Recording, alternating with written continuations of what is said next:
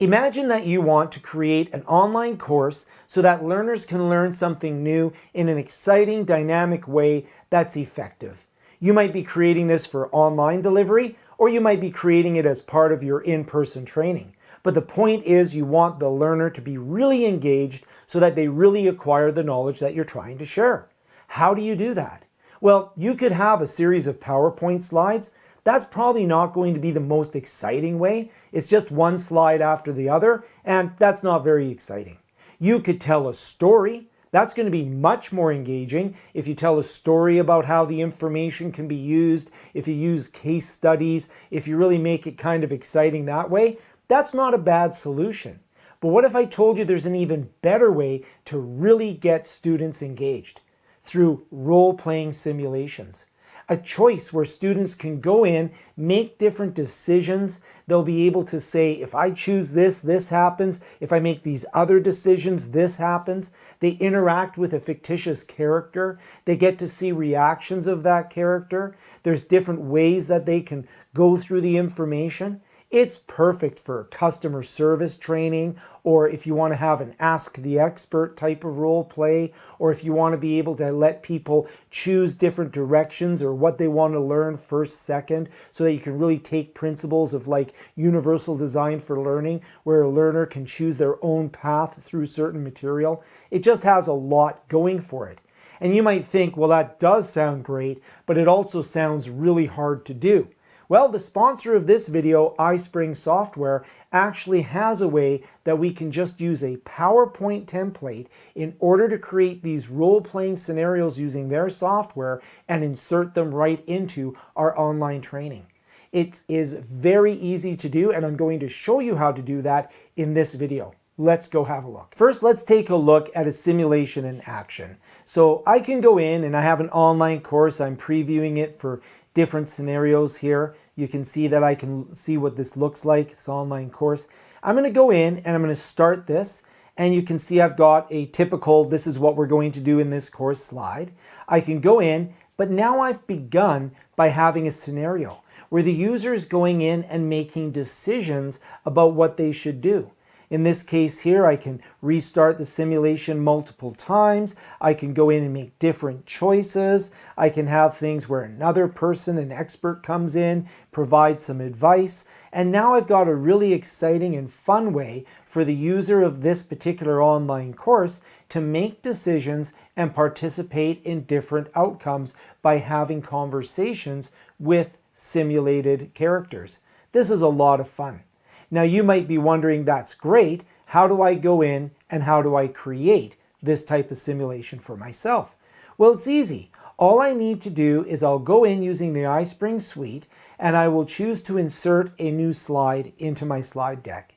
When I go to insert the new slide, it'll put a blank slide, and don't worry too much about what's on that slide, because when I create the simulation, the role play, it's going to actually replace the slide. So I'll open up the iSpring suite, and then I'll go into the role play. When I open up the role play, it'll open up the iSpring role play scenario builder. And this is a very easy to use software, lots of community guidance, lots of stuff. I'll go in to create a new simulation. I can also use other simulations. I'll have a blank area here. I can go into the properties. I can even choose to capture the results of this simulation if I want to, so I can look and see what learners are interacting with. But in my case, I'll create a new card, a new tile, and this will be the start. You'll see that I have different options in terms of characters, in terms of mood, in terms of responses and messages. Let's add a character in here. I can download lots of characters from the iSpring website. So you just click on add a new character. When I add the new character, I have plenty of options of characters. Some characters that I've recently used will be there. I can have both photorealistic characters as well as cartoon or illustrated characters. So that really can set the mood for the type of training that I'm doing. I can choose things like gender. I can choose age range. There's lots of different options here. So in my case, I'm creating a scenario about birds, and I want to make it sort of somebody who looks like they might be a park ranger or something, or somebody who looks like an outdoor person. So I want to go for casual clothing. I want to try to find someone who's maybe wearing something outdoorsy. So as I scroll through, you can see that I get a lot of representation here. I get a lot of different choices that I can make. Oh, here we have somebody that's wearing a lumberjack jacket, or plaid jacket at least. So we'll choose that character there. It'll download that character, and I now can put a background. Again, I could choose a background that's from the library. I could choose a built-in background, or I can even add my own background. In this case here, because I'm dealing with nature in the outdoors, I have some downloaded images of birds in the outdoors. So I'm going to choose one of those, and that will be the background for my simulation. It takes a few moments to load into the iSpring suite, but then I will have that as my background choice. This means that I can really customize the background. In some training, it's really nice because I can actually take a picture of my office or the area that they'll be working. So in this case here, you can see that if I go in, I've got this character here, I've got this background. I can set a little bit of tone here. I'm going to make it green for a little bit of the environment there. And now I can start building the card. I'm going to put in the prompt that the user is going to see, that the learner is going to see when they first enter into this simulation, into this role play.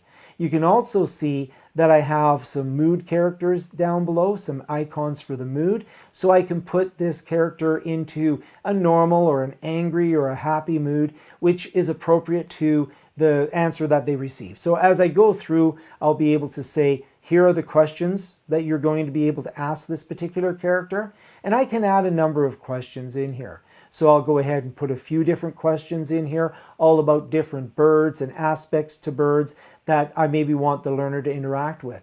Now, the cool thing for the learner here is that they can choose whichever aspect about birds that they want to learn first and second and third. They get to drive the learning experience, which makes it more meaningful for them.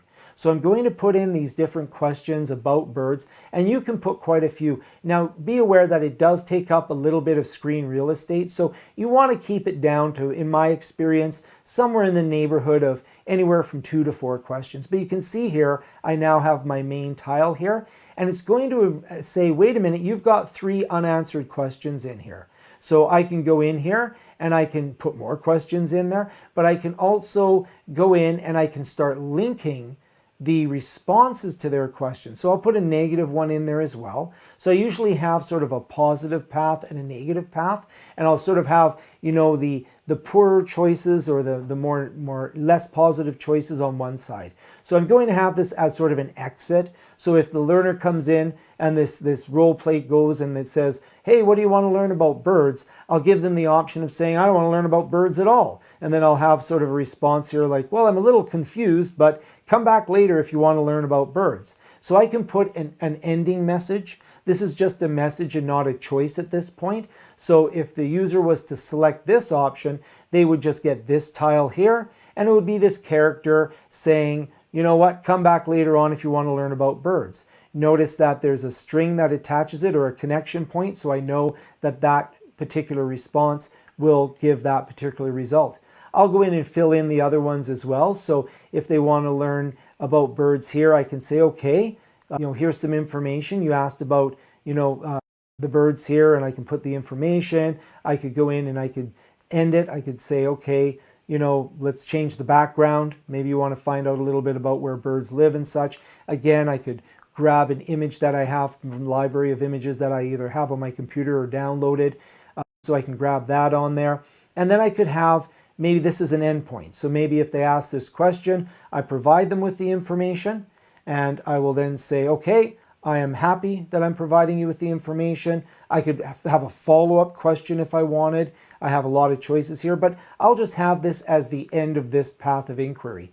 Now, when I end it, I can do all sorts of cool things here as well. So for example, I could put in an entire article about to answer their question. I could do things like put in images. I can do things like put in hyperlinks. So one of the things that I'll often like to do when I'm designing these scenarios is at the end of each line of inquiry, I'll have some sort of hyperlink or something that will take the learner out to more information about the subject. So I'll just go in, and a lot of times what I'll do is when I plan this out, I'll just create a little notepad that has all of the hyperlinks that I'm going to use in this role play. So I'm just going to copy this hyperlink and we'll paste this in here. And actually I should just replace what was in there. So I've got the HTTPS in there twice. So let's just take that out and clean it up. And if you're ever unsure whether your hyperlink is working, you can click the test button and that will actually open up that web page. So this is questions about bird habitat. So let's go back into the simulation tool here and you can see I can now put that in there. So once the learner has asked the question, where do birds live, they will then get an answer from our character and then they will be able to visit that hyperlink. I'm just going to quickly fill in the other ones here and you'll see that I can then create 3 different responses. I just paused the video there and created it quickly. And you'll notice I no longer have any warning that there are any unanswered questions. So I've got the exit to the left. I've got the 3 answers to the right, all including hyperlinks. Let's preview it. So here we have our character. What would you like to learn about birds? And now I can make some decisions. So in this case, I didn't want to learn about birds. So I'll just go ahead and restart that and preview it again. And you say, okay, what would you like to learn about birds? And I can go in here and give me information about birds. But notice in each case here that once I've received the answer, it just finishes. So if I go in and I choose one of the options here, it gives me the answer, but then it just finishes. So I don't really have an option to ask the other questions. We can change that behavior as well. So if you go into the properties here, so there's a lot of different options to make this exciting. I can narrate, for example, if I want to put audio here. So I could go in and I could narrate so that instead of just text on the screen, I could actually have voiceovers. So if you have some friends out there, you can have an impromptu acting club where you can each do voices for each other's role plays. So it's really handy, especially if you need different voices in there, or maybe you can try your crazy voices yourself. But you have the option of doing some transcribing in there. You also have the option of changing things like fonts. You have the option of collecting information. So if somebody completes the role play, you can see which choices they made. You can collect that information. You can even email them the results of their scenario and such. So there's lots of options there in terms of how it both collects and distributes the simulation itself. So it can be marked if you want to do that as well. I want to modify the properties of how it plays back. So you saw previously that once the question was answered, it just said finish. But I can go in and change that behavior. I can go in and do things like, say, you don't have to finish. You can restart if you want. So you could answer one question, restart, and answer the second question. That's really helpful if I want people to be able to explore all of the available questions. So if I was doing a role play where I wanted to capture how many people were successfully going through, I might not let them restart. But if I want something, a role play where they can ask the questions again and again, then maybe I want to have it so that they can actually restart the scenario. Here's how I do that. There are a lot of different options that I have in here, but if we go here now and play it, you'll notice that the scenario loads up. So here I have the scenario and I can preview it for different devices as well. That's quite handy. And I can then go in, you can see how it plays on different devices. But now when I choose one of the options, I can go in and I now not only have the option to finish, but I also have the option to restart. Let me just close that down and we will go into the entire course here. So we'll see how it plays out as an entire course. So I'll go in and I can preview the entire course and this will build the online course for me. So it takes a few moments to build this. And now I can look at it as if it was an online course. So I do get the opening, welcome to the Be Kind to Birds. I get what we're going to do, the first simulation's in there, more PowerPoints in there, the second simulation. I can then run through the simulation. Notice that in this case here, because of the changes I made, I can restart the simulation. So I can ask the second question in the series, get the answer to that, visit the hyperlink if I want. I can go in and I could restart it again, ask the next question. So you see I have a lot of options with this role play scenario to create a much more dynamic type of learning experience. Now I find this a very exciting tool. I'm really excited about it and I hope you are as well. If you want to comment down below, that'd be great. I'd like to know, what do you see yourself using this type of role-playing simulation for? What do you think it will help learners with? What do you think it's best suited for? That would be very interesting. I'd like to see maybe some comments and even some discussion about this. If this video was at all valuable to you, hitting the like button really helps out the channel, and you can share it with colleagues that might have a like-minded interest in helping their students learn more effectively. Thank you so much for watching, and if you like videos about technology and learning, you can also subscribe to the channel. We'll see you in the next video. Take care. Bye.